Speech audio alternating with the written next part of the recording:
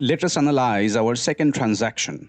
Rohan buys a laptop computer for his business for $700 by paying $200 cash and putting the remaining $500 on a 24-month payment plan. We will keep in mind that every accounting transaction follows the double entry system, where each transaction involves at least one debit and one credit entry. This system ensures that the accounting equation assets equals to liabilities plus equity remains in balance. In other words, the total debits must equal the total credits for every transaction.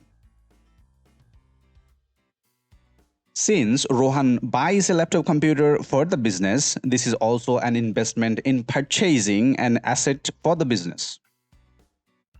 Therefore, assets equivalent to $700 will be added. At the same time, since Rohan pays $200 himself, the owner's equity or stockholder's equity will also go up by $200. And as $500 has been put into a payment plan, that is, it's been borrowed from a third party, it has created a liability as accounts payable.